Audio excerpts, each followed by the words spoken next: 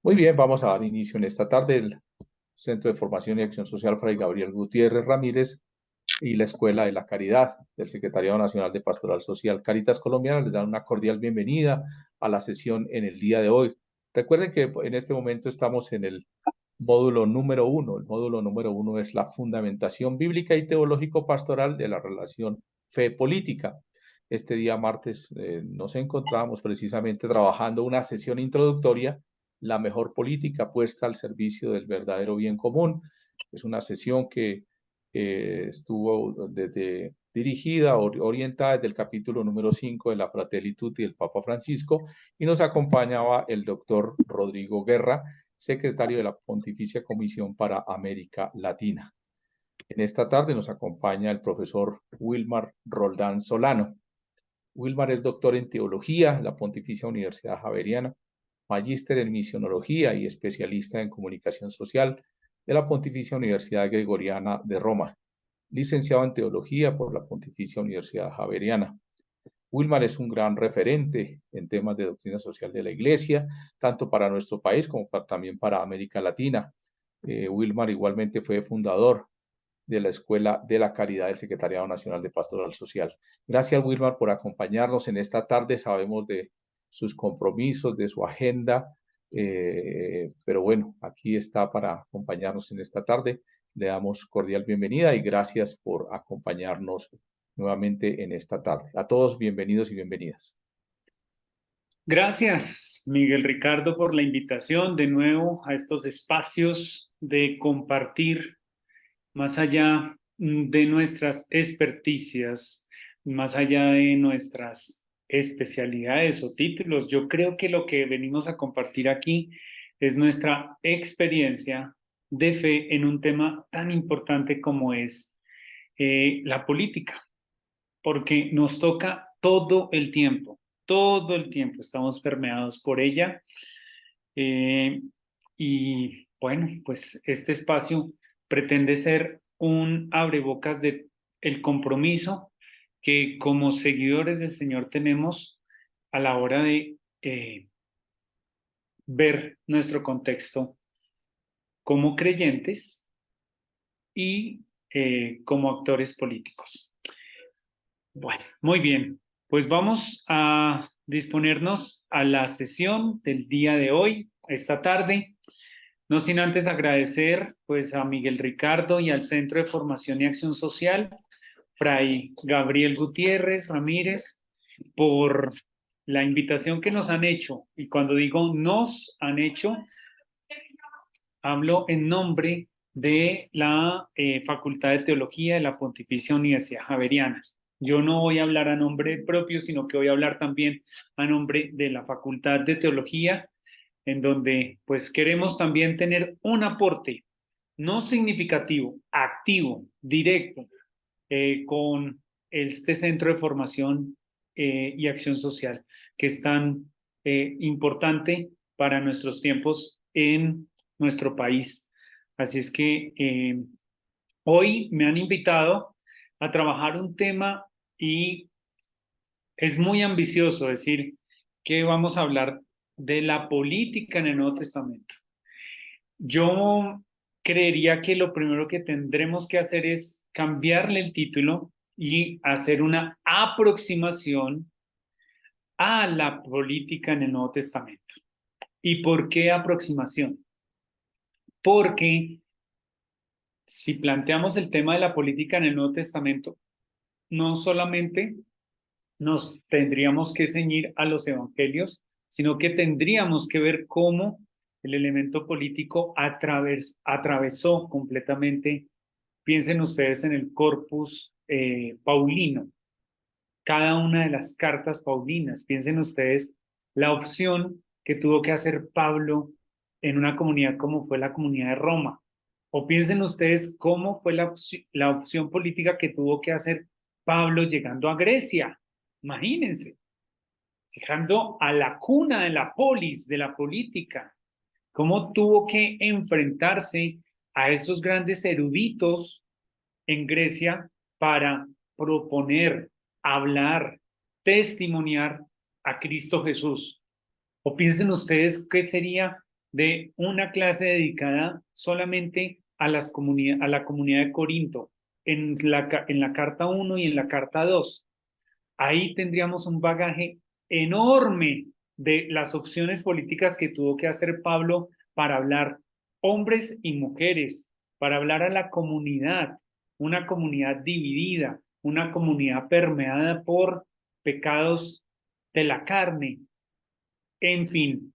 O piensen ustedes hacer política o leer la política detrás de un texto como el Apocalipsis, en todo el corpus juánico del Evangelio, las tres cartas y el Apocalipsis. Tendríamos que estudiar concienzuda, profundamente, el contexto del Imperio Romano. En fin, por eso creo que lo que vamos a hacer es una aproximación a la política en el Nuevo Testamento. Esa es la propuesta que quiero hacerles y por eso quise hacer esta pequeña introducción para que el título, que es tan ambicioso, no nos vaya a dejar al final, uy, pero a mí me hizo falta. Para evitar que nos haga falta, pues prefiero decirles que lo que voy a hacer es una primera aproximación. Posiblemente en otros espacios puedan ir profundizando un poco más. Como todo es cuestión de método, el método que voy a proponerles en esta sesión tiene tres partes. Una, partir de la vida, otra, comprender la vida y otra, discernir la vida. Son tres momentos de la clase. Miguel Ricardo me ha dicho que la clase va hasta las 8, es decir, a las 8 en punto, vayamos en el punto en que vayamos, terminamos la clase. Pero según mis cálculos, vamos a poder hacer los tres momentos sin ningún problema. Muy bien, así es que iniciemos.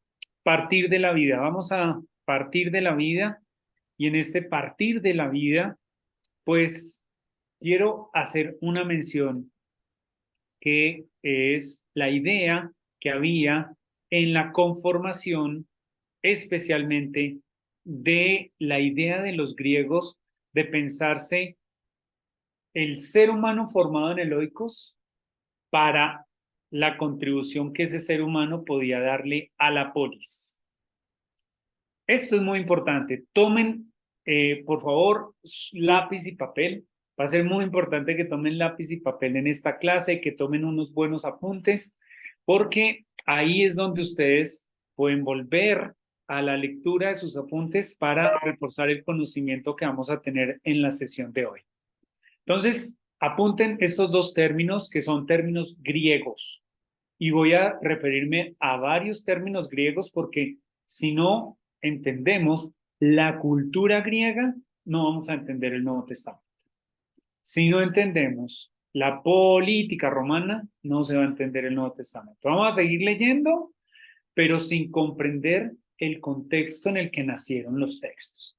Por eso es importante entender cómo el oikos, la casa, el hogar, oikos se traduce como casa, hogar. Si quieren ustedes en sus apuntes para que les vaya quedando más claro, pongan ahí la clave. Oikos, casa.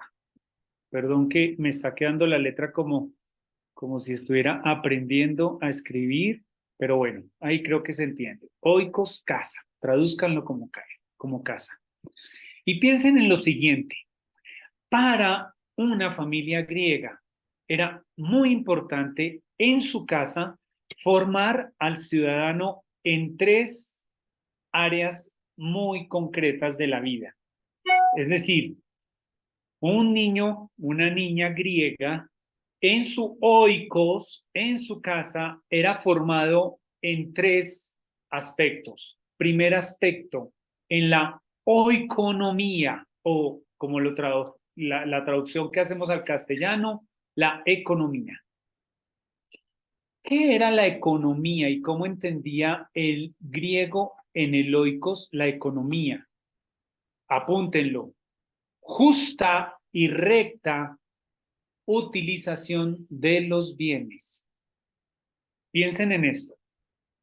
Si yo en mi hogar, en mi casa, creo una cultura de una administración justa y recta de los bienes, ¿qué consecuencia puede tener eso después en la polis? En la polis es la ciudad. Si yo desde pequeño formo a mi futuro hijo, estoy en esta semana, hoy mi esposa está en la semana 15, es decir, me voy a iniciar de papá, pero si yo desde que nazca mi bebé, lo empiezo a educar en la justa y recta utilización de los bienes, estoy enseñándole a vivir la economía. Esa era la mentalidad de un griego.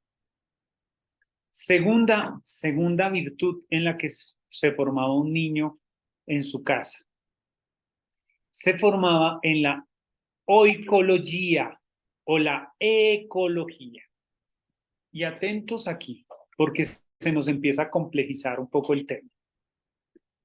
Muchas veces, ecología, inmediatamente en qué pensamos, las planticas que tenemos en la casa. Hay que echarle agüita, hay que cuidarlas, hay que aporcarlas, hay que revolverles la tierra y la comprensión de la ecología se quedó simplemente en el cuidado de la planta.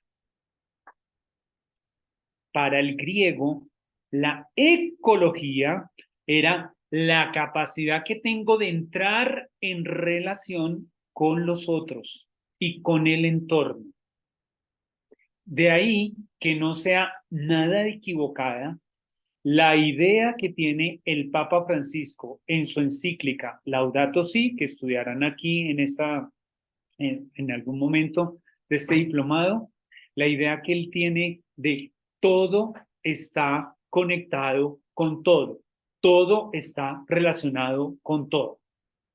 Eso no es que, el Papa Francisco amaneció un día y entonces le llegó la idea de que la ecología era estar conectado todo con todo. No, esto llevamos escuchando este argumento más de 2000 años, desde que los griegos en su casa, en la casa, en el oikos, formaban a los niños, a las niñas, desde pequeñitos en en el tejer buenas relaciones con su entorno.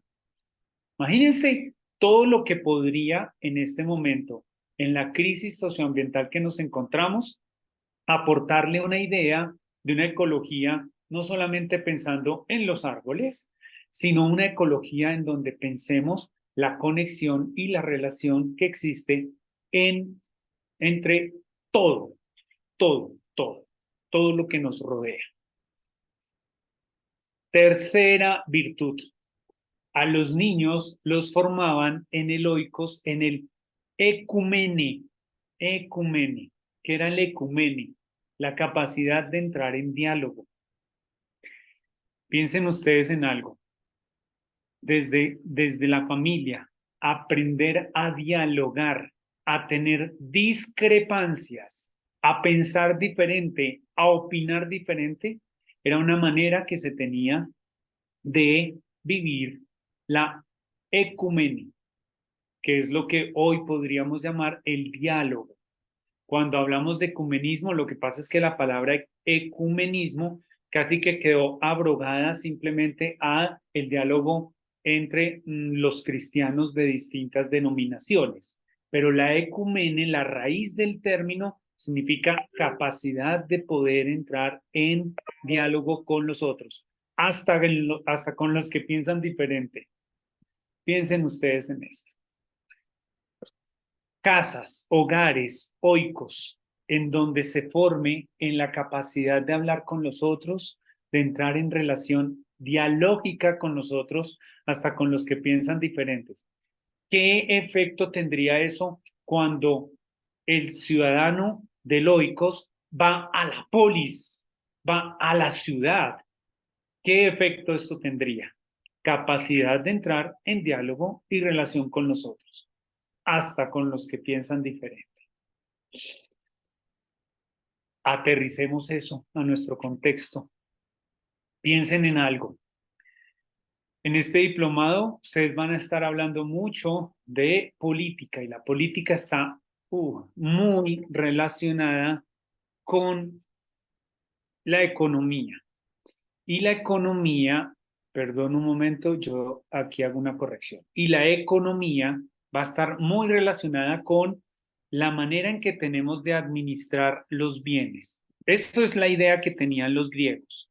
Sin embargo, hoy estamos pasando por una crisis en donde la economía tiene un referente muy distinto al que formaron los griegos en el Oikos. Hoy la economía es mucho más leída desde las categorías del libre mercado.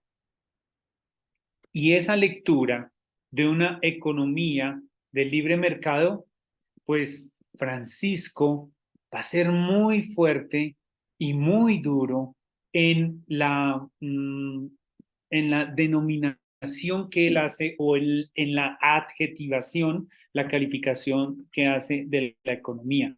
Va a decir que la economía actualmente es una economía que no está al servicio del ser humano, sino que es una economía que excluye y por tanto es una economía que mata. Es muy fuerte lo que dice Francisco sobre la economía, a tal punto que los grandes o algunos analistas económicos van a criticar fuertemente a Francisco por la manera en cómo él denomina la economía.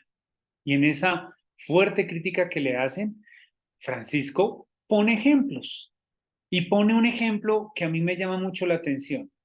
¿Cómo es que muere una persona en la calle de frío en el invierno europeo y no se estremece nadie? Pero caen 2 o 3 puntos, como en estos días, las bolsas de valores del mundo e inmediatamente la humanidad entra en crisis. Pero no entra en crisis cuando los seres humanos mueren de hambre, mueren de frío, mueren de soledad, mueren por una mala atención de salud, mueren por una mala atención en los medios mínimos, en los servicios mínimos que debe tener una persona para poder vivir dignamente. Por eso Francisco es muy fuerte con la economía y ahí los economistas inmediatamente lo tildan, que no sabe plantear el problema que trae el libre mercado y alaban al libre mercado como si fuera ese Dios que el neoliberalismo siempre nos ha querido mostrar. En cuanto a la ecología, piensen ustedes que nos encontramos en este momento en una fuerte crisis socioambiental. Estamos viviendo en un planeta que para sostener a los habitantes de este planeta necesitaríamos un planeta y 75% más de planetas para poder vivir medianamente bien todos los seres humanos que actualmente habitamos en este planeta. Eso nos plantea una crisis socioambiental. No en vano se corre la frontera agrícola, se expanden estas fronteras porque necesitamos cómo proveernos de alimento. Y si tenemos que acabar con los bosques, acaban con los bosques por política. La política de un señor en Brasil que fue presidente y que quiso acabar con la Amazonía para darle a los ganaderos, para darle a los productores la extensión de estas tierras en el Amazonas para poder subsistir y darle de comer a su pueblo. Esas son ideas que solamente entran en la cabeza de una persona que ve simplemente el horizonte de los límites de su economía, no de la oikonomía, como justa y recta administración de los bienes para el bien común, como lo proponía al inicio y en la clase pasada se los estaban proponiendo. Y un tercer elemento. Piensen ustedes en todas las dificultades que hemos tenido en establecer un diálogo social en nuestro contexto. En el contexto de Colombia, pero también en el contexto de Latinoamérica. Las dificultades que tenemos para entrar en diálogo. Simplemente piensen en las dificultades que muchas veces tenemos en nuestro oikos para entrar en diálogo. Pues si tenemos estas dificultades en nuestro oikos, pues cómo no vamos a tener después dificultades de entrar en diálogo en la polis, en la ciudad, en la construcción de unas ciudadanías que necesitan entrar en diálogo. Vamos cerrando la primera parte de nuestra clase y por eso decía, vamos a partir de la vida, en donde hicimos un ejercicio de hacer una lectura de aquello que fue fundamental para los griegos pensando en la formación de la conciencia ciudadana de los habitantes del Oikos para contribuir a la formación de la conciencia ciudadana en la polis. Y hago un salto. Para mí, permítanme hacer en la presentación que están viendo, si ustedes me permiten, lo que quise hacer en este momento simplemente fue plantearles un paréntesis que se abre con los griegos y que se cierra en el contexto en el que nos encontramos de la situación en que el ser ciudadanos en una polis podríamos aportar mucho en la economía, en la ecología y en la ecumenia. En la economía, recta y justa administración de los bienes; en la ecología, capacidad de entrar en relación con los otros y con el entorno; y en el ecumenismo, como esa capacidad de entrar en diálogo con los otros, hasta con los que piensan diferente a nosotros. Muy bien, cerremos esta parte y vamos al comprender la vida. Lo que vamos a hacer en comprender la vida es profundizar este planteamiento inicial que les he hecho, pero la clave es en el entorno del Nuevo Testamento. Y ya se van a dar cuenta cómo se conecta esta primera parte y el planteamiento del oikos a la polis con lo que les vamos a presentar en esta parte del comprender la vida a la luz del Nuevo Testamento. ¿Y por qué ese pensamiento de los griegos fue tan importante en la conformación del Nuevo Testamento? Esta parte la voy a dividir en 4 momentos. Luego de cada momento van a tener ustedes un espacio de silencio para que puedan sintetizar, recoger el conocimiento y así en el espacio de silencio puedan ustedes decantar lo que yo les voy proponiendo. De lo contrario, pues quedaría muy complejo uno llegar a aprender con tanta información que puedo brindarles en este espacio. Muy bien, vamos, arranquemos esta segunda parte. ¿Cuál es y en qué consistía la propuesta política de Jesús? Para entender la propuesta política de Jesús, pues necesitamos tener un contexto. Porque si no tenemos el contexto, pues vamos a seguir pensando que el hacer político de Jesús o en el contexto de Jesús o lo que encontramos de la apuesta política en el Nuevo Testamento, pues nos va a hacer y vamos a seguir pensando en ideas muy románticas de la lectura que hagamos del Nuevo Testamento. Y más allá de hacer lecturas románticas del Nuevo Testamento, necesitamos, gracias a que después de el Concilio Vaticano II y la Dei Verbum, nos podemos acercar a los textos, estudiarlos, profundizarlos, aplicar unos métodos para hacer interpretación. Gracias a la exégesis y la hermenéutica, hoy podemos hacer una lectura mucho más profunda de la propuesta que aparece en los textos revelados del Nuevo Testamento. Entonces, para entender este profundizar la vida, pues vamos a acercarnos a los 4 contextos que hacen que hoy en día, cuando leemos en nuestras sagradas escrituras un texto, pues encontremos sentido a lo que el Señor nos quiere revelar en cada uno de estos textos. Para ello, va a ser muy importante entender y comprender, primero, el contexto cultural. Y para entender el contexto cultural, ya les di una pista, pues necesitamos comprender la cultura griega.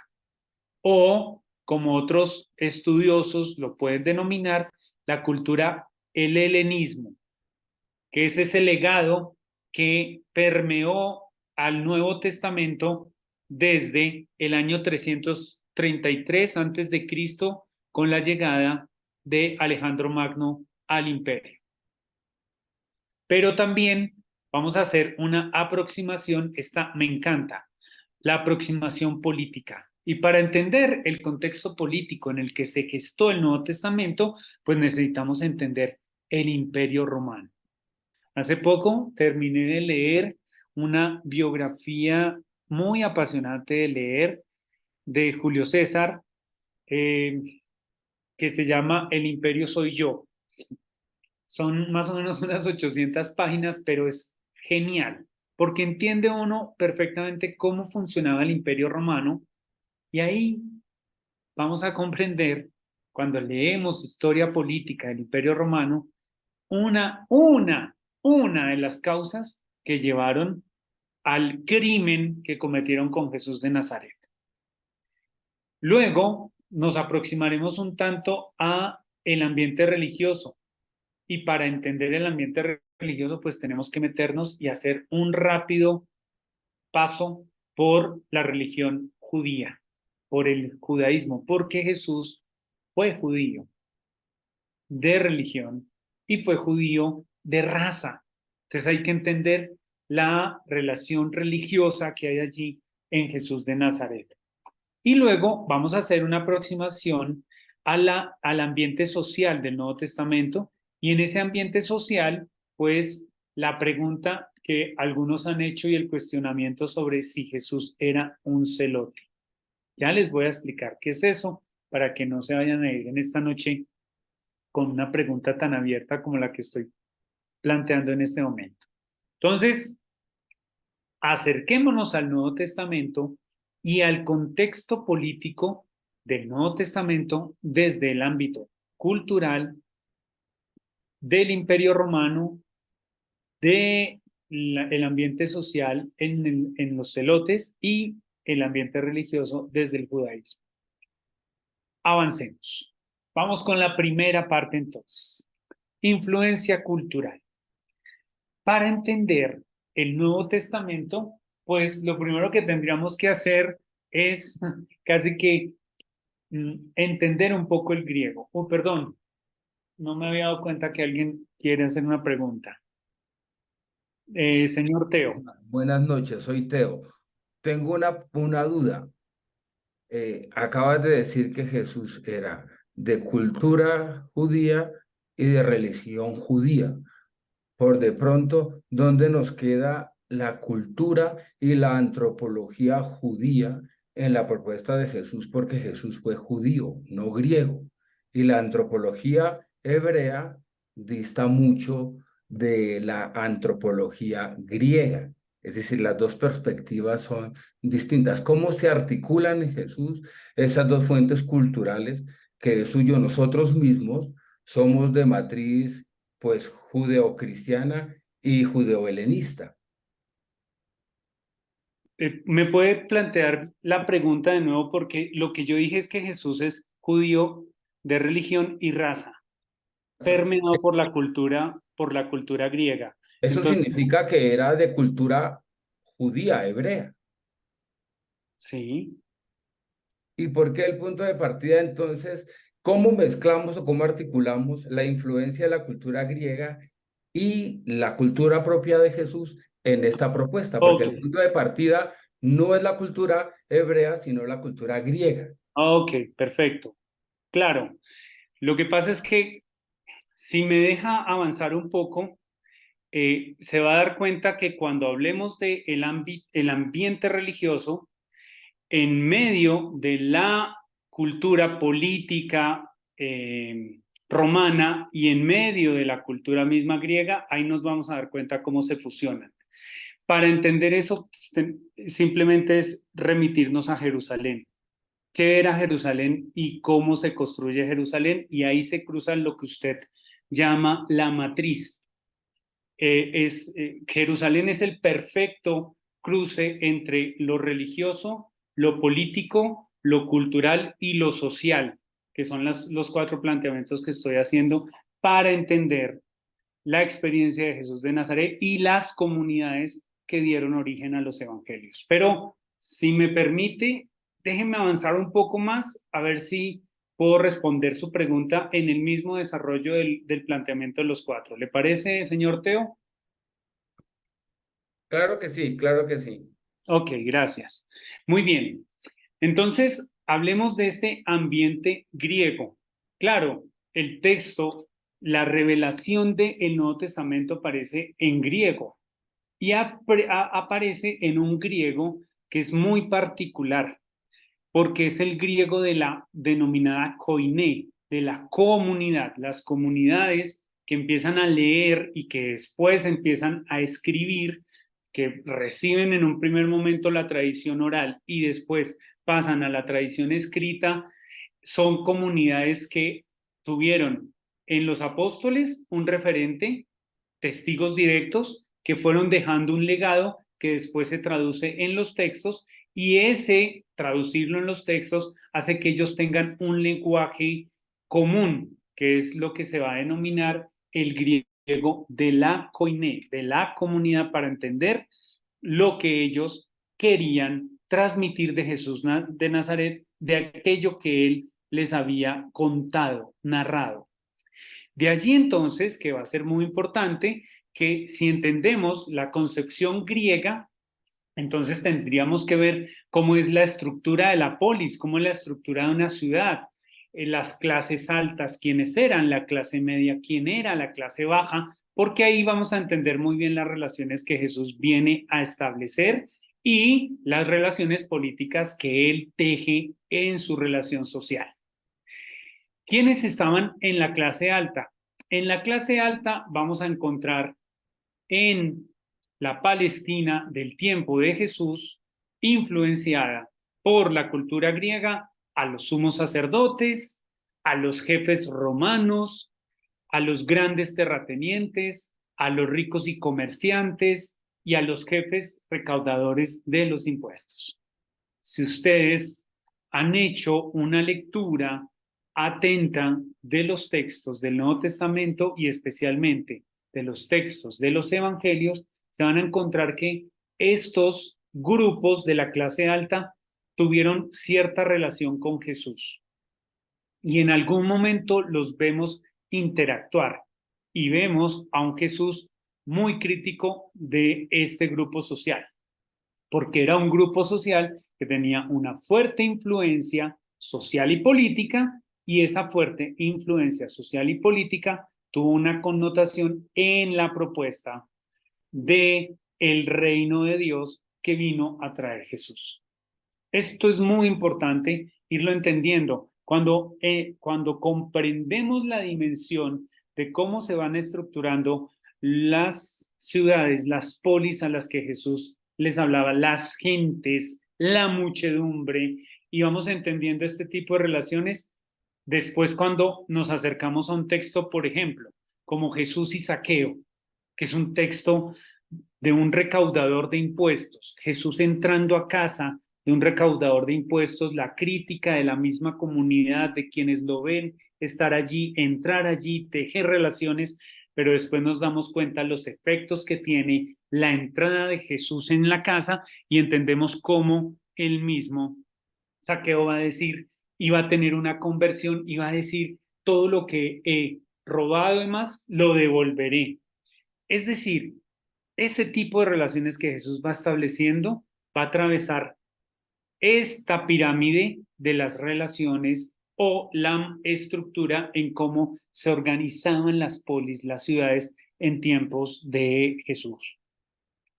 En la clase media vamos a encontrar artesanos, recaudadores, maestros de la ley, sacerdotes que ya tienen una incidencia mucho más cercana a la base de la sociedad, porque son los medios que van a tener en la relación de los que están en la clase alta y los que están en la base, en la clase baja.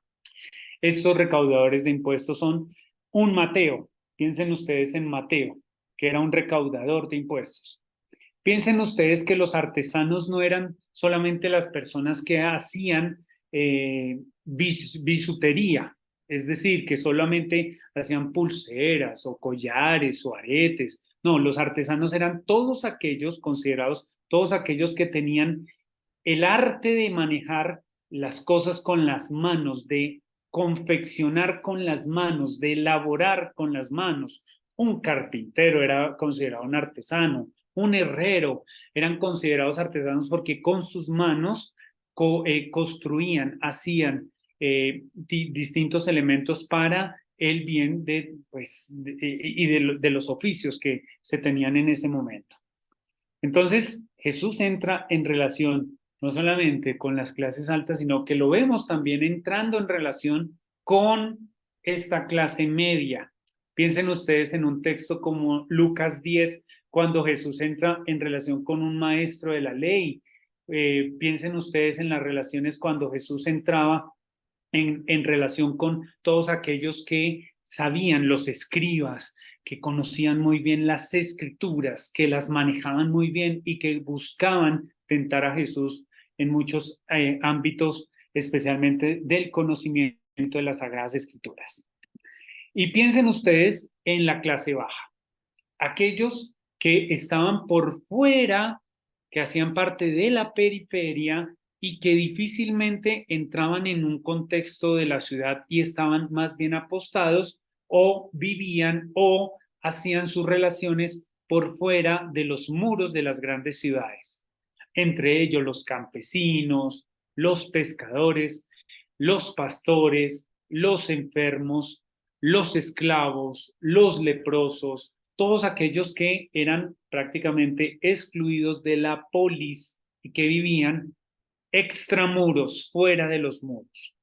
Esta clase baja, miren que también entra fácilmente en relación con Jesús. Piensen ustedes a un Jesús en Cafarnaún y la relación con los pescadores. Piensen ustedes a un Jesús predicando en las tierras fértiles cercanas a Jerusalén, hablándole a pastores. Pero piensen ustedes a Jesús también entrando en los pueblos, en las aldeas, relacionándose con pobres y enfermos, pasando por Jericó y encontrándose a un ciego, etcétera, etcétera, etcétera. Interesante aquí, las relaciones que teje Jesús con su entorno, las relaciones que teje Jesús en su contexto, son relaciones que están atravesadas en toda esta pirámide social. Jesús entraba en relación con todas las clases sociales de su tiempo, influenciadas por la estructura que los griegos le habían legado culturalmente a una sociedad como es la sociedad de Palestina en tiempos de Jesús.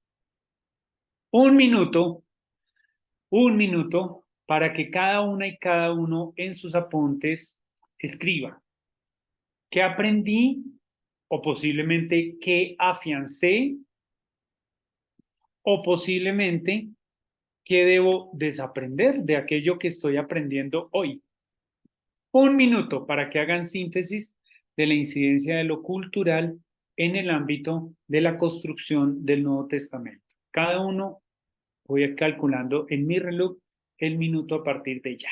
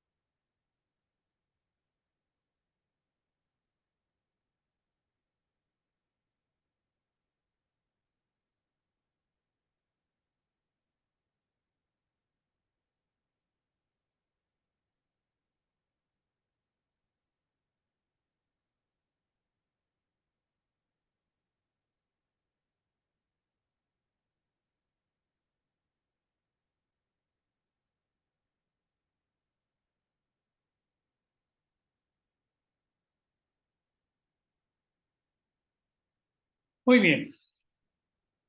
Creo que estos minutos nos da tiempo también de decantar. Quedarnos en silencio es una actitud también de poder entender, escuchar resonancias que nos hayan quedado, poder concretar en mis palabras aquello que voy aprendiendo. Muy bien, vamos a la segunda parte. Discúlpeme, señor Teo, voy a tomar su expresión de la matriz para decir qué se va cruzando en la experiencia de Jesús y cómo va alimentando esto la experiencia de Jesús. Esa expresión me pareció interesante. Entonces ya pasamos lo cultural, ya vimos cómo se relacionó allí con otros y con todos los que estaban en esa estructura de carácter piramidal. Pasemos al segundo ambiente. Cuando hablo de ambiente judío de la religión, estoy ciñéndome a Giuseppe Segala en el libro Panoramas del Nuevo Testamento. Se los voy a referenciar al final de la presentación, que da la bibliografía. Segala habla de la incidencia que tuvo el judaísmo en la experiencia de la conformación del Nuevo Testamento por una razón, y es que la conformación del Nuevo Testamento geográficamente yo la estoy ubicando en Palestina en el primer siglo. Más adelante, cuando veamos la política, vamos a ver geográficamente cómo estaba compuesto el imperio geográficamente y ahí vamos a entender cómo el judaísmo tuvo una concentración en Palestina. Cuando veamos el mapa del imperio, vamos a ver cómo se concentró en una pequeña parte del imperio. Y el judaísmo tiene un origen en los que podríamos denominar los fundadores del judaísmo, que es cuando leemos la tradición veterotestamentaria o los textos del Antiguo Testamento, siempre vamos a escuchar nuestro padre Abraham, Isaac y Jacob, porque son los padres de esa generación denominada judía. Abraham va a ser el padre de las generaciones, el padre de la fe, pero para el judaísmo tardío se va a denominar el gran fundador del judaísmo va a ser Moisés por ser el legislador. Entonces, en Abraham encontramos fe, mientras que en Moisés vamos a encontrar ley. Este binomio entre fe y ley va a ser muy importante en la referencia de la formación de la tradición religiosa judía. No en vano, cuando nos acercamos a textos, por ejemplo, el texto de la transfiguración, vemos la presencia de Moisés presente en esa escena tan bella que encontramos en la triple tradición, especialmente piensen ustedes en Marcos, en la narración de Marcos que está en todo el centro de la transfiguración del Señor de una manera bellísima, porque en el momento en que Jesús les propone y los lleva al monte de la transfiguración, hay una cosa muy interesante y es que posterior a la transfiguración, Jesús y sus discípulos emprenden el camino hacia Jerusalén. Y emprender el camino hacia Jerusalén, pues tiene una connotación muy especial porque ya es el camino del Vía Crucis, el camino hacia la cruz. Entonces ahí, en ese texto, estoy articulando la presencia de Moisés como el legislador presente en esa tradición bíblica del Nuevo Testamento, por la importancia que tiene en el judaísmo la figura de Moisés.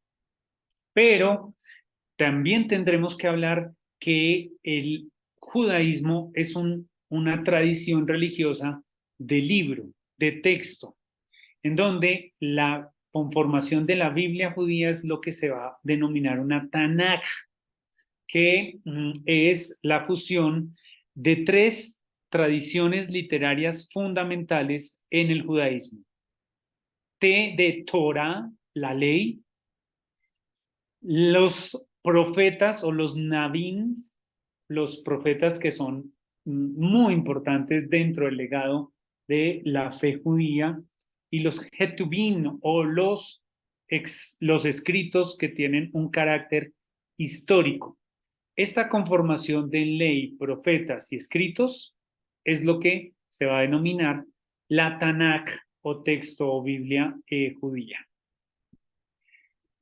Luego van a aparecer las creencias. ¿Cuál es el fundamento de las creencias? Yo estoy haciendo aquí, si me permiten la expresión, una síntesis muy condensada de lo que puede ser el judaísmo, pero me parece que entender este contexto nos va a ayudar a ponernos en la onda de la conformación del Nuevo Testamento. Dentro de las creencias es que Dios hay uno solo, que es Yahvé. Y aquí, si en este momento estuviera en esta sesión con mi amigo, el rabino Yehuda Gittelman, que es un profesor mío, un compañero mío en la Javeriana, me diría, ¿por qué nombras a Dios? Dios no se nombra en el Antiguo Testamento, se nombran virtudes, características, dones que tiene Dios, pero el nombre de Dios no es nombrado en el judaísmo. Sin embargo, para nosotros poder entenderlo y entender la relación a la que queremos llegar de la cultura y la religión judía en la experiencia de Jesús de Nazaret, pues lo denominamos Yahvé porque así lo encontramos traducido en el texto bíblico del Nuevo Testamento. Luego hay una creencia que es también muy importante para el judaísmo, que es el de la vida eterna, y por eso la preparación en esta vida para una vida futura, que después eso va a tener una aproximación en la comprensión que haremos del reino de Dios, en una de las comprensiones que se tiene en el Nuevo Testamento del reino de Dios. Y allí va a aparecer una tercera creencia, que es la llegada del Mesías. Y aquí va a haber una gran discrepancia entre ese judaísmo tan fuerte con el cual se encontró Jesús en medio de su contexto cultural y su presencia como el enviado, el ungido de parte de Dios, como es presentado también en la tradición del Nuevo Testamento Jesús. Luego hay que decir la importancia que van a tener dos lugares de encuentro para el judaísmo. El primero, el Templo de Jerusalén. Allí va a estar concentrada gran parte de la tradición religiosa del judaísmo, especialmente en la construcción del segundo templo, que después va a ser destruido por los romanos, pero va a ser muy importante entender la lógica del Templo de Jerusalén. Al final de esta parte de profundización veremos por qué fue tan importante y qué denuncia hay detrás del Templo de Jerusalén hecha por Jesús, que fue también una de las segunda causa de su asesinato violento en la cruz. Y aparece un segundo lugar de encuentro que va a ser la sinagoga, que son pequeñas comunidades reunidas para vivir la fe judía y van a tener este nombre en medio de lo que se denomina en el judaísmo la diáspora o la dispersión o la descentralización, si me permiten la expresión contemporánea, de el Templo de Jerusalén. Y finalmente, pues hablar simplemente de el judaísmo tiene muchas expresiones de fiesta, de celebración.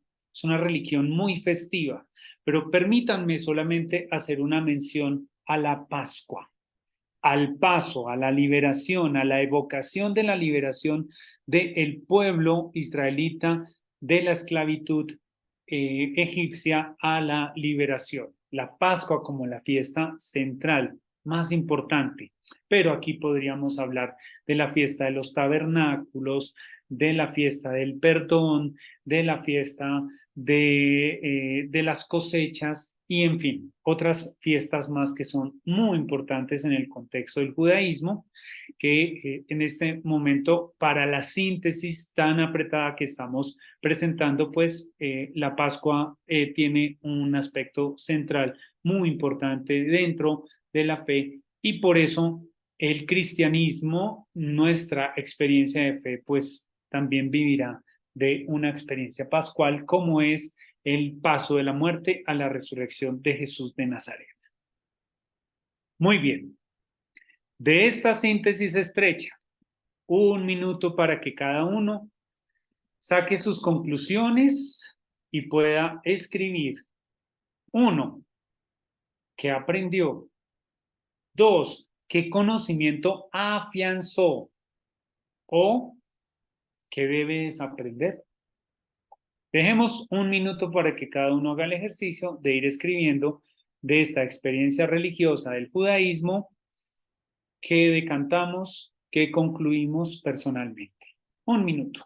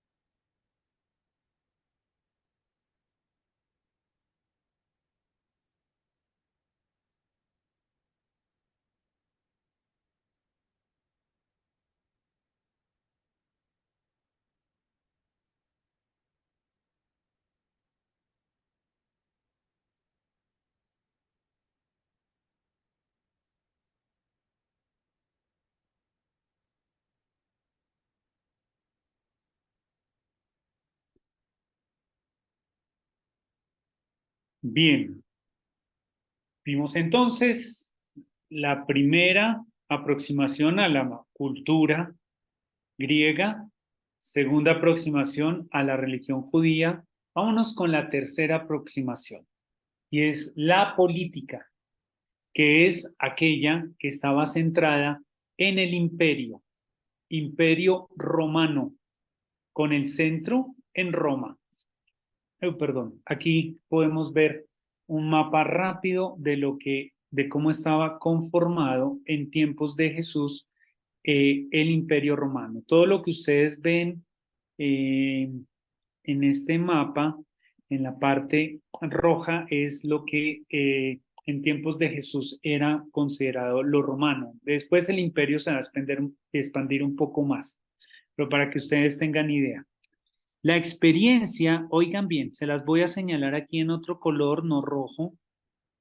Voy a utilizar el color verde para que ustedes vean dónde nace la experiencia y dónde se ubica la experiencia judía y dónde nace la experiencia después de lo que denominaremos el cristianismo. Miren el mapa tan extenso que es, y en esta zona, que es la zona de Judea, que les he puesto en verde, se las estoy ahí como marcando un poco más, es donde nace la experiencia cristiana y de donde estaba también ubicado el judaísmo, donde se va a ubicar todavía hasta nuestros tiempos, va a ser el lugar donde se mueve. Entonces, si ustedes ven, la extensión geográfica de esa región es muy pequeña a comparación de todo lo que tenía el imperio. El judaísmo se concentró solamente en esta porción geográfica, mientras que ya vamos a ver que más adelante con Pablo y algunos apóstoles el cristianismo va a tener una extensión grandísima en los 4 viajes que vamos a encontrar de Pablo, pues vamos a ver cómo llegó Pablo hasta Roma, allí donde es decapitado. Y miren lo interesante de conocer también esta experiencia de carácter geográfica, porque entendiendo esta experiencia de carácter geográfica vamos a entender la connotación tan fuerte que tuvo la expansión del cristianismo por todo el imperio.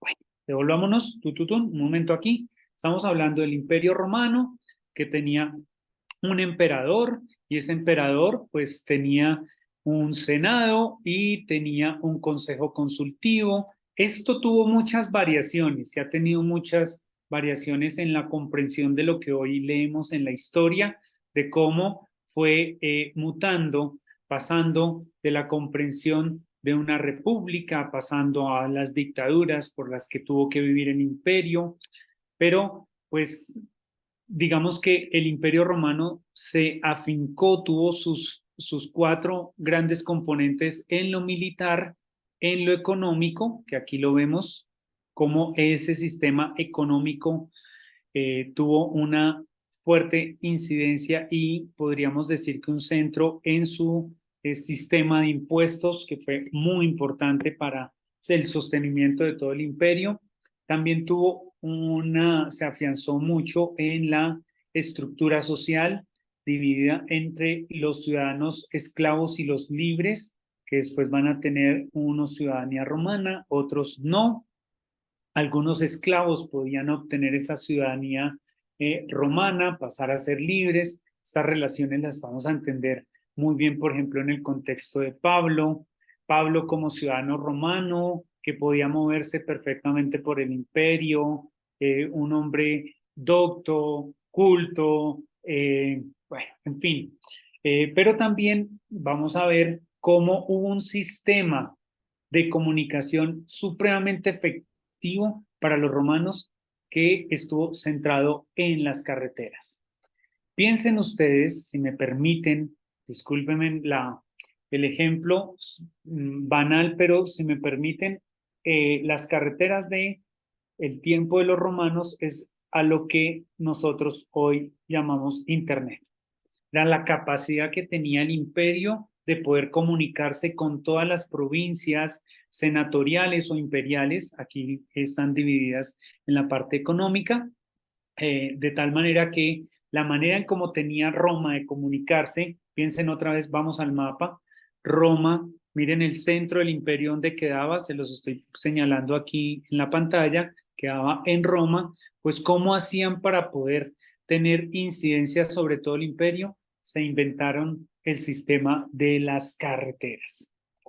Muy interesante es el estudio que podemos hacer de la historia de cómo los romanos expandieron su poder a través de las carreteras, que después, esto es brillante, Pablo se aprovecha del sistema de las carreteras para hacer extensión del cristianismo.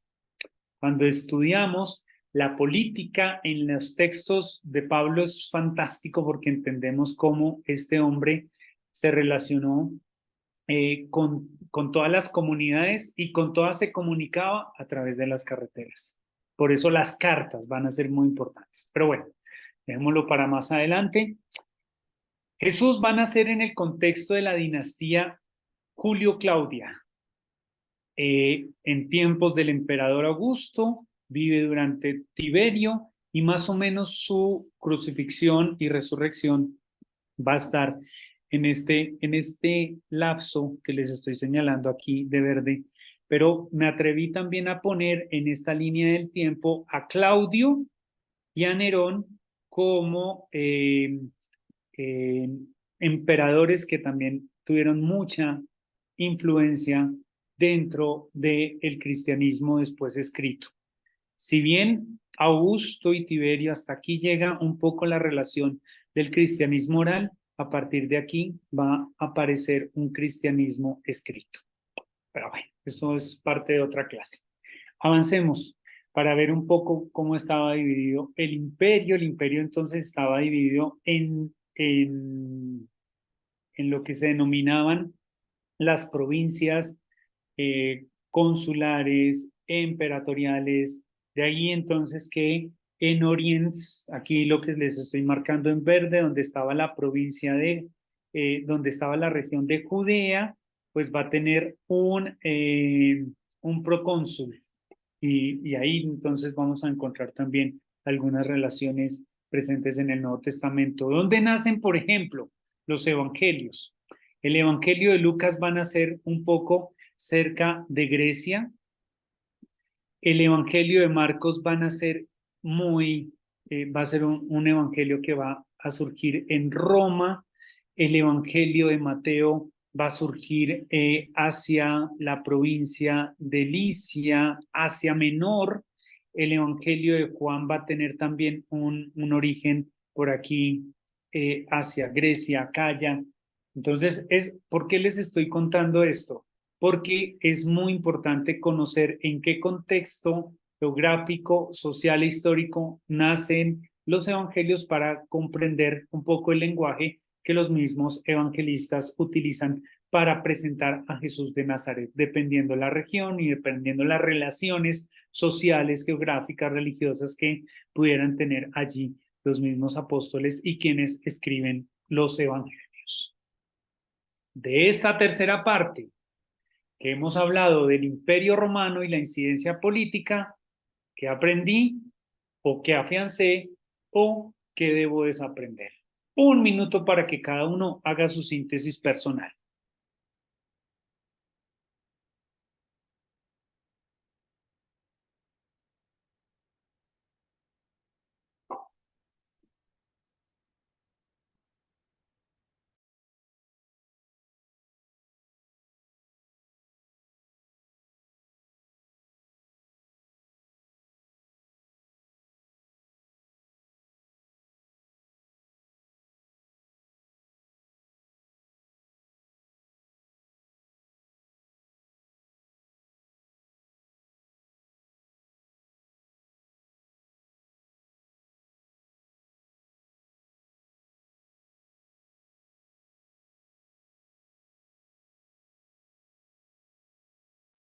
Muy bien, y vámonos al cuarto momento de esta aproximación a la política del Nuevo Testamento. Para los curiosos que les gusta la lectura y profundizar, las cuatro partes de lo que estoy abordando aquí lo pueden encontrar en este texto que les estoy mostrando en mi cámara. Es el texto de Giuseppe Segala sobre panoramas del Nuevo Testamento, para que lo tengan en cuenta. Es un texto, para ser tan extenso, me encanta porque es muy sintético y es una muy buena primera aproximación al conocimiento del Nuevo Testamento desde los ámbitos que les estoy mencionando en esta clase. Bueno, ya avancemos, vámonos para el cuarto referente, que ya es la pregunta que hacía por allá. Algunos hablaban de Jesús como un celote. Difícilmente a Jesús lo podemos encasillar en un grupo social, porque si bien ustedes se dieron cuenta cómo se relacionaba perfectamente con todas los niveles sociales de su tiempo. Los celotes eran considerados como un grupo, un movimiento insurgente, revolucionario para su tiempo. Otros van a utilizar, lo que pasa es que para los que están en Colombia, si hay personas de otros países, de pronto no tiene la misma connotación, pero el movimiento de los celotes es lo que podría denominarse sociológicamente un movimiento guerrillero. ¿Y por qué hago la distinción de la comprensión de lo guerrillero en el contexto colombiano de otros países? Porque sociológicamente la comprensión que nosotros tenemos de los movimientos insurgentes y guerrilleros aquí tienen una fuerte incidencia e influencia en las últimas décadas de ser movimientos que se han permeado por el narcotráfico y entonces eso hace que la comprensión de lo que nosotros teníamos hace un tiempo de lo que era una guerrilla, hoy en día esté completamente desenfocada de lo que originalmente es un movimiento insurgente o una guerrilla. Disculpen la aclaración, pero es por teniendo en cuenta que en el auditorio hay personas que no son colombianas ni colombianos. El celote o la palabra celote va a ser traducida como emulador o celoso o admirador o seguidor. Recuerden ustedes el episodio en el cual Pilatos se encuentra en el pretorio y entonces sale y ¿a quién libero? ¿A Barrabás o a Jesús el Nazareno? Y entonces piden a Barrabás. Barrabás sí era un celote. Él sí pertenecía a este grupo y era uno de los revolucionarios. No tenía tanta incidencia dentro del grupo de los celotes como sí lo iba a tener Simón el Celote, que es uno de los grandes, leyendo los historiadores del contexto del Nuevo Testamento, pues encontramos a Flavio Josefo haciendo una reseña sobre Simón el Celote como uno de los grandes líderes de los celotes en el contexto de Palestina en el primer siglo. Y ellos estaban en contra, recuerden, cuando hablamos de en la política romana centrada en los impuestos, como los celotes estaban en contra de la política de los impuestos. Eso va a ser muy importante para entender el por qué ellos son considerados un movimiento insurgente, para tener un gran centro en cómo Roma avasallaba a los pueblos con los sistemas de impuestos. De ahí que ahorita vamos a hacer en el momento del discernimiento, vamos a tomar un texto del Nuevo Testamento que habla de los impuestos y la relación que Jesús tuvo con los impuestos. De ahí entonces que tengamos que ver que a nivel social Jesús tiene 4 niveles de relaciones, 4 niveles muy importantes que encontramos en los evangelios. El primer nivel de encuentro de Jesús es con la muchedumbre o con las multitudes. Encontramos, por ejemplo, Mateo 23:1. Entonces Jesús se dirigió a la muchedumbre y a sus discípulos. Si ustedes se dan cuenta, en una lectura ya mucho más curada, mucho más trabajada, podemos ver la diferencia entre la muchedumbre y los discípulos. Marcos 3:7, Jesús se retiró con sus discípulos y miren lo que dice reglón seguido. Y le siguió una gran muchedumbre de Galilea, también de Judea. La muchedumbre eran todos aquellos que en un determinado momento llegaba Jesús. Por ejemplo, en el evangelio en el evangelio de la liturgia en el día de hoy, vemos perfectamente esa relación. Jesús que se sube a la barca y le habla a la muchedumbre, pero después va mar adentro con Pedro, Santiago y Juan en la barca, que después pasan a ser el tercer nivel de relación, que ya les explicaré a continuación. Segundo nivel de relación de Jesús en ese ambiente social para entender sus relaciones políticas. Jesús y los discípulos. Otra vez vuelve la distinción. Mateo 5:1. Viendo la muchedumbre, subió al monte, se sentó y sus discípulos se acercaron. Mateo, los evangelistas diferencian muy bien la relación entre unos y los otros. Miren que estamos en el contexto de Mateo 5:1. Listo Jesús a hablar de las bienaventuranzas, propuesta política de Jesús. Luego vienen los apóstoles. Los apóstoles, miren cómo los diferencia, por ejemplo, Marcos 3:13-15. Subió al monte y llamó a los que él quiso y vinieron donde él. Instituyó 12 para que estuvieran con él y para enviarlos a predicar con poder de expulsar los demonios. Miren una cosa interesante. Los discípulos tienen su propia iniciativa y son ellos los que siguen a Jesús, mientras que los apóstoles son aquellos que son llamados por Jesús. Es una relación distinta entre los discípulos. No es lo mismo hablar en el contexto del Nuevo Testamento, no es lo mismo hablar de discípulos que hablar de apóstoles. Ahí hay unas relaciones totalmente distintas. Y viene un cuarto nivel de relación con Jesús. Los tres. ¿Quiénes son esos tres? Marcos 3:37, transfiguración de Jesús, dice, y no permitió que nadie le acompañara a no ser Pedro, Santiago y Juan, hermano de Santiago. Estos tres van a tener una relación mucho más cercana con Jesús y van a ser apóstoles con los cuales Jesús se encuentra en momentos clave para poder dejarse ver, transfigurarse y mostrarse tal cual era.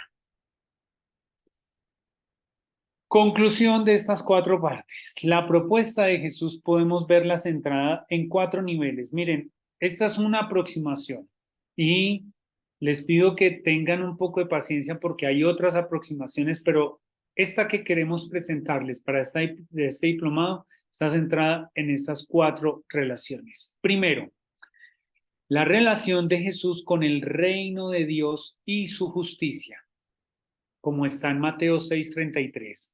La primera acción política de Jesús es mostrar el reino de Dios, cómo Dios entra a reinar en nuestras vidas. Por eso la primera aproximación a ese reinado de Dios es la manera en cómo Jesús se vincula con el Abba, el Padre. La relación de Jesús, Hijo, con el Abba, con el... La traducción literal de Abba no es padre, es papacito. Es una relación mucho más cercana y estrecha. Por eso les va a doler tanto al judaísmo que Jesús denomine a Dios como papacito. Eso es demasiado intimidad para entender la relación de Jesús con el Abba, con el Padre. La segunda, a mí me encanta esta porque la propuesta política de Jesús pasa por una relación con sus apóstoles de considerarlos en un primer momento siervos y les dice después, ya a ustedes no los llamo siervos, a ustedes los llamo amigos. Y después en los textos de la ascensión ya no va a decir ni siervos ni amigos, sino vayan a mis hermanos.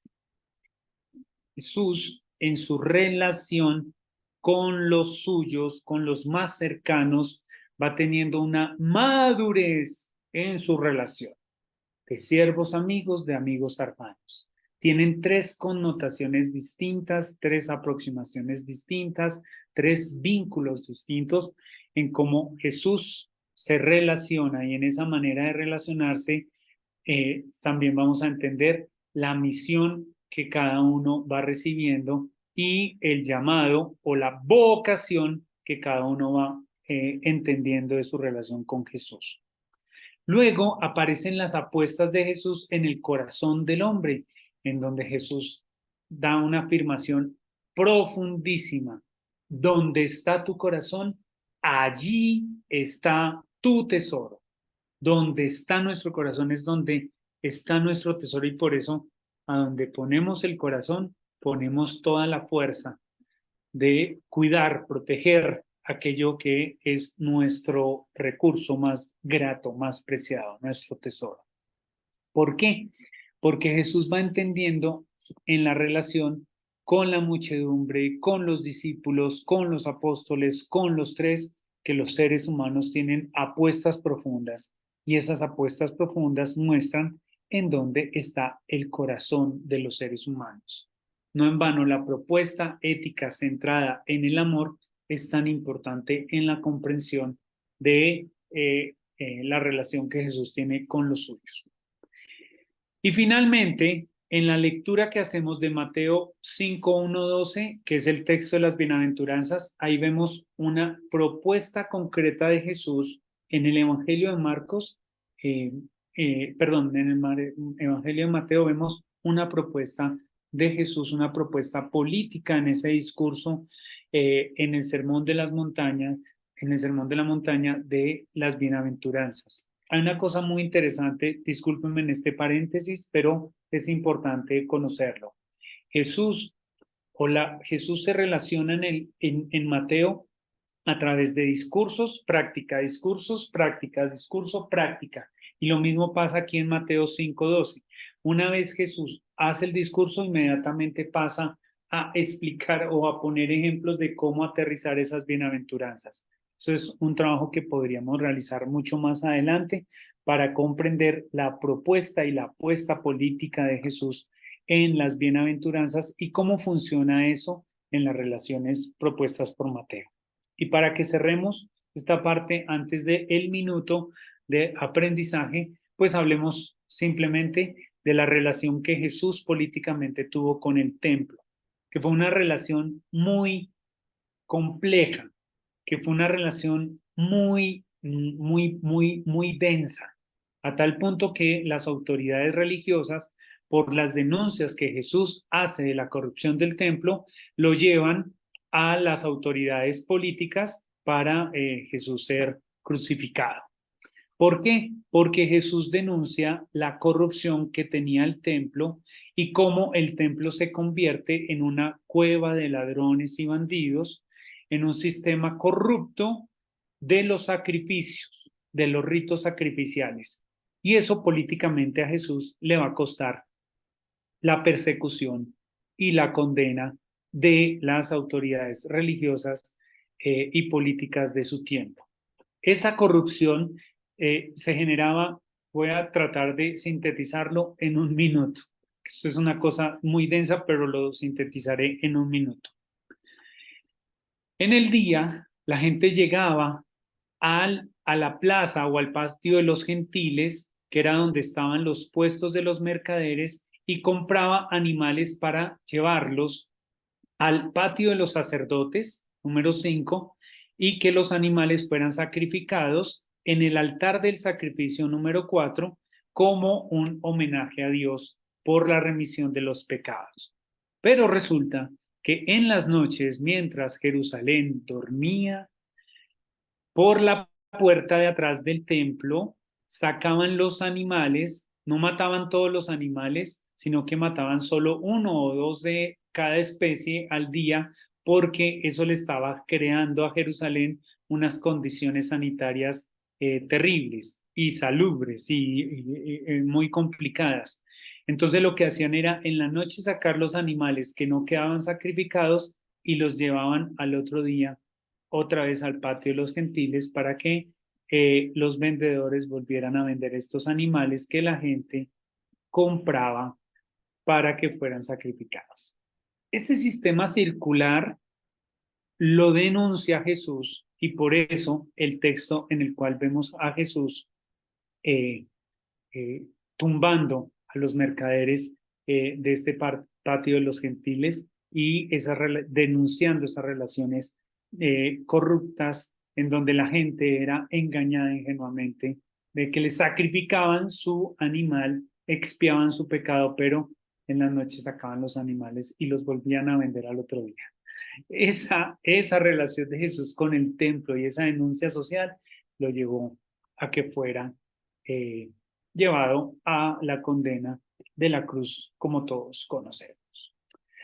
Muy bien, último minuto para que cada uno saque su aprendizaje o qué afianzó de sus conocimientos o qué está invitado a desaprender en esta última parte de el entorno social de Jesús.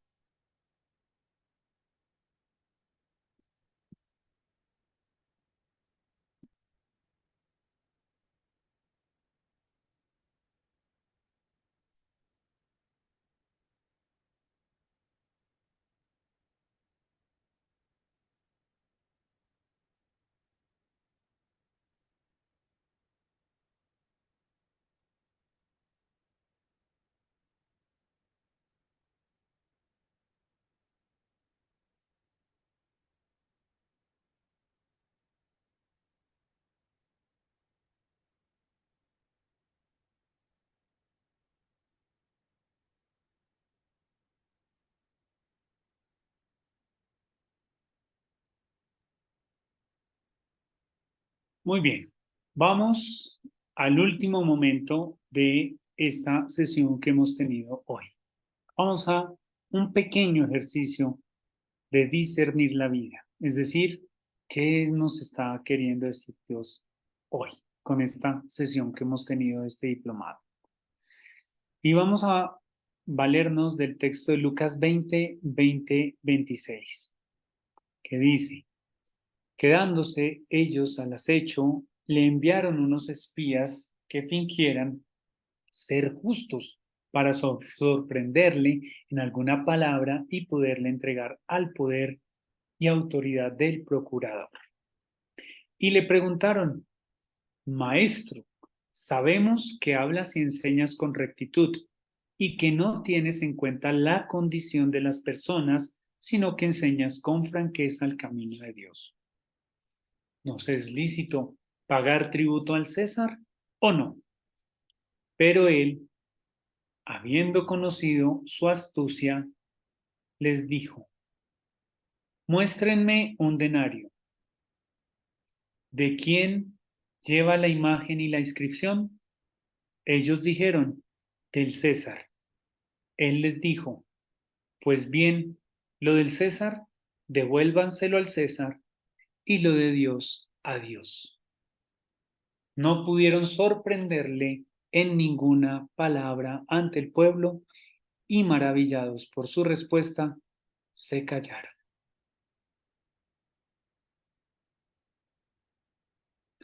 Este texto nos plantea una relación muy concreta que Jesús tuvo y una opción política muy clara. Y la relación política a la cual Jesús nos está invitando en este texto es aprender a diferenciar las relaciones. Lo del César, que sea del César, es una manera en cómo Jesús expresa que aquello que hace parte de las relaciones con el César es de él. Y eso lo tenemos que diferenciar de las relaciones que tenemos con Dios. Solo que tanto la relación del César y la relación con Dios van caminando juntas en la historia que cada una y cada uno hacemos en la vida. Lo importante es aprender a diferenciar qué es del César y qué es de Dios. Y aprender a diferenciar qué es del César y qué es de Dios es aprender a establecer unas relaciones sanas con nuestra experiencia profunda espiritual de Dios. Miren que Jesús, ante la astucia de estos que le preguntan, le responde de una manera sabia y sensata. Responder que era lícito pagar impuestos era ganarse una condena, pero decir que no era lícito pagar era ganarse la condena de decir que él estaba en contra del César. Para dirimir la puja, simplemente dirime la puja diciéndoles: sean sensatos y aprendan a discernir qué es del César y qué es de Dios. A tal punto que después vamos a encontrar a Jesús, que Pedro le dice: maestro, debemos pagar este impuesto. ¿Cómo pagamos este impuesto por la pesca? Jesús le dice: ve y pescas. En lo que saques, abre la boca del pescado, saca el denario y pagas. Es decir, ese impuesto del trabajo se paga con trabajo. Como diciendo, no podemos renunciar a las funciones civiles, tenemos que atenderlas a ellas, corresponder, pero recuerden, al César lo que es del César y a Dios lo que es de Dios. Les dejo estas dos preguntas para su oración personal, para su espacio de reflexión, de meditación, de profundización, como lo quieran denominar, y es: ¿qué finalmente me está pidiendo Dios en esta noche?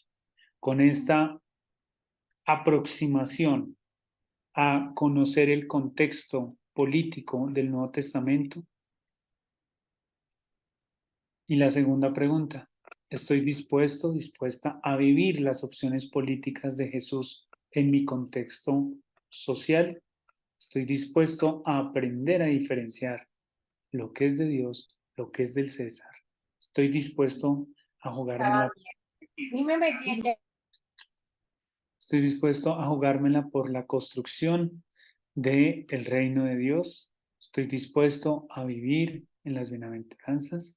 Estoy dispuesto a hacer de donde tengo mi corazón, poner y entender cuál es mi tesoro. Muchísimas gracias por su atención. Creo que a don Wilson se les activó ahorita el Micrófono. Muy bien, Miguel Ricardo, estamos en Wilmar, tus muchísimas espacios. gracias. Yo creo que ha sido una aproximación, como mismo lo dijo, creo que es importante que aquí no agotamos. Aquí no agotamos, el tema queda abierto, pero recuerden que es muy importante que tengamos claro que esto hace parte de la primera parte del primer módulo, que es la fundamentación bíblica y teológico-pastoral de esa relación entre fe y política. Entonces, qué bueno que es importante que nos quedan algunos elementos desde el Nuevo Testamento. Seguramente tendremos el Antiguo Testamento también, pero siempre como una aproximación, como un acercamiento para que podamos ir comprendiendo esa relación entre fe y política. No sé si hay algún aporte, si hay alguna pregunta en pocos minutos que nos quedan. Creo que es el momento para que ustedes o hagan un aporte o hagan una pregunta para Wilmar.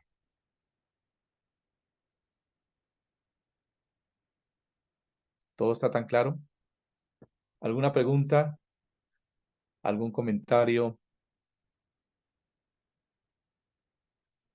Sara, gracias. Puedes abrir tu micrófono y Hola, preguntarnos, Sara. ¿me escuchan? Sí, perfecto, Sara, dale. A mí me encantó mucho. Creo que una de las cosas que le permiten a uno, pues, comprender un poco el tema de cómo llevar la política es yendo a los antecedentes históricos y geográficos. Y una de las formas que yo visualmente he utilizado es viendo The Chosen. No sé si se la han visto. Es una serie buenísima que se las recomendaría. Y The Chosen habla pues de cómo Jesucristo fue llamando a los apóstoles, pero hace una connotación social de la historia de los apóstoles y de la región para poder entender el por qué los llamó y el resultado que hace que pues el actuar de los apóstoles y de él. Entonces es buenísimo, me encantó, fue como recordar la serie un montón y pues complementarla muchísimo más, y ya, era eso. El tema del judaísmo, maravilloso. Gracias, gracias Sara por esa mención. Los elegidos es la traducción que le dieron a ese de Chosen, porque es como él va eligiendo a los apóstoles. Ahí yo entro siempre en una diatriba, Sara, y es que muchas veces esos elementos históricos uno debe ser muy cuidadoso de ver quién los está tratando y quién es el narrador, quién está detrás del texto de esas presentaciones para poder uno entender cuál es la finalidad que tiene una serie como estas, pero gracias por la mención. Aquí me hacen una pregunta, Martín, desde Medellín, desde el punto de vista pragmático, instrumental, lo que se propone en la charla, ¿para qué sirve? Sirve para darle fundamento a lo que van a hablar posteriormente. Es muy importante porque un diplomado entre fe y política no se puede entender sin el texto referenciado en la fe en la que vivimos. Si fuéramos musulmanes, tendríamos que hacer una aproximación al Corán. Si fuéramos judíos, haríamos una aproximación a la Tanakh.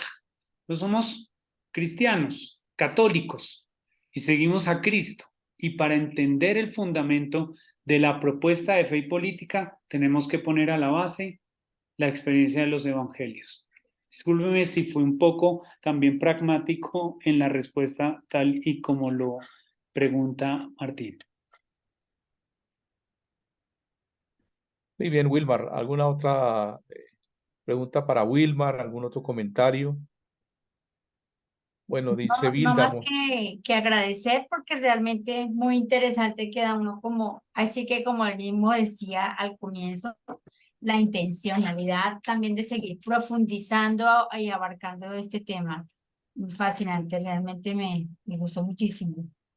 Y como muy práctico de verdad, que puede uno también como llevarlo a las personas a las que acompañamos pastoralmente. Gracias. Gracias, Miriam.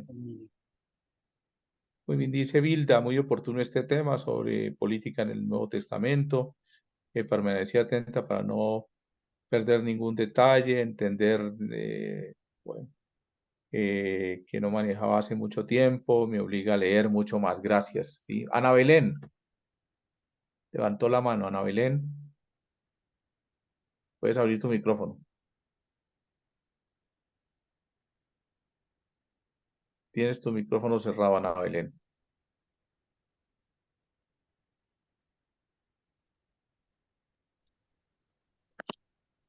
No me da. Ahí, activa porque se te está desactivando, no sé por qué. Sí. Ahí te Listo. escuchamos. Bueno, solo dos palabritas. Discernimiento.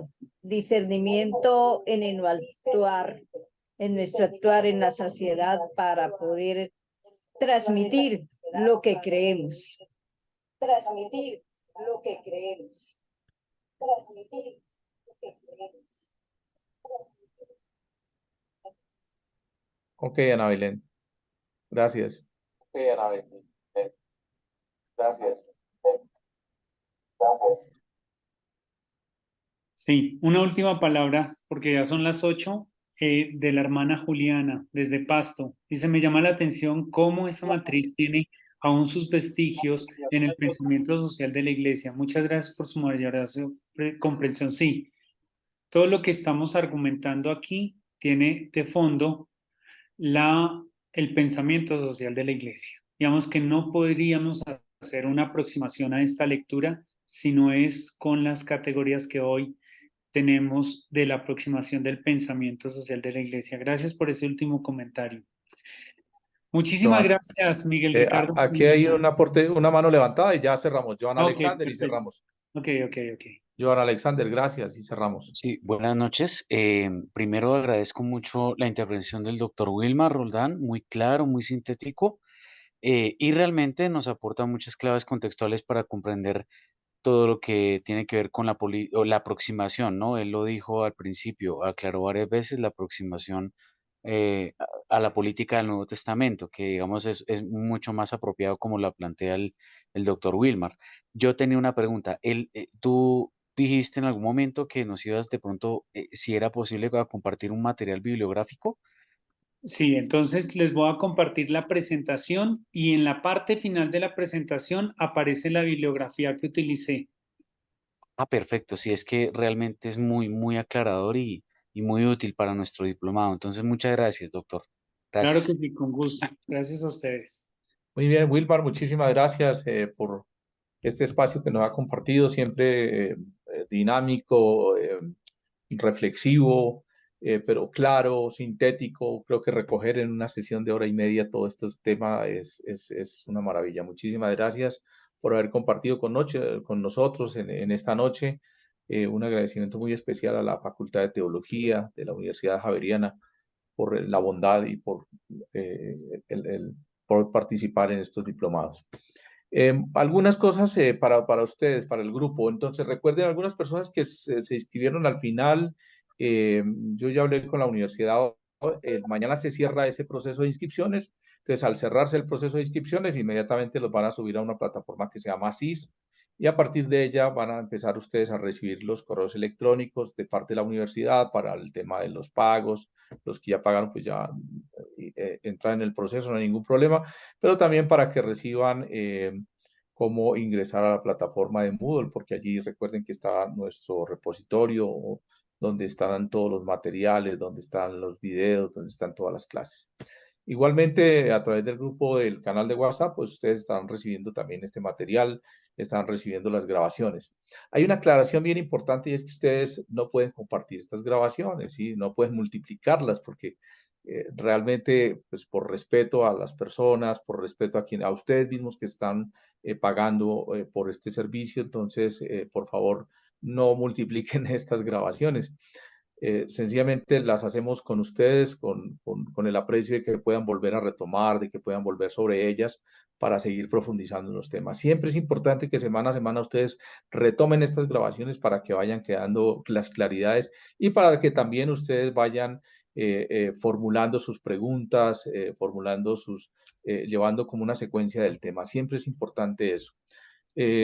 Felicitarlos de verdad también a ustedes, un aplauso para Wilmar y un aplauso para ustedes porque estuvieron muy juiciosos, participando activamente con las preguntas, con los aportes. Esto es clave. Mientras más ustedes participen, mientras más se vayan metiendo en el tema, seguramente que vamos a disfrutar más del espacio. Es un espacio que lo vamos a esperar con mucha ansiedad que lleguen los martes, que lleguen los jueves, porque es un espacio donde podemos compartir, donde podemos alimentar y retroalimentarnos todos. Entonces, creo que eso depende de ustedes. Si hay mucha participación, si hay mucho dinamismo, seguramente que el espacio lo van a disfrutar y lo van a esperar, como les he dicho. Desearles un feliz descanso, una feliz noche. Yo les estaré compartiendo entonces los materiales que nos va a facilitar Wilmar, al igual que la grabación de esta noche. Muchísimas gracias y seguimos en contacto. Cualquier cosa, cualquier dificultad que tengan, pues ahí seguramente me lo pueden a través del interno comunicarse conmigo para poder resolver cualquier tema. Seguramente, claro, nos faltaba un buen número de personas, pero seguramente que están viendo el partido de Colombia. Vamos 1-0 hasta ahora, creo que ese es el resultado, ganando Colombia, para que puedan estar tranquilos los que están acá. Muchísimas gracias, les deseo una feliz noche. Si quieren me regalan, por favor, su cámara encendida para poder tomar un registro fotográfico, les agradezco. Muchas gracias. Bueno, seguimos 1-0, ¿cierto? Mientras vas haciendo la foto, ya te envié la presentación para que se las Ok, puedas compartir con la bibliografía. listo, hermano, muchísimas gracias. Ustedes, Bueno, muy bien. gracias.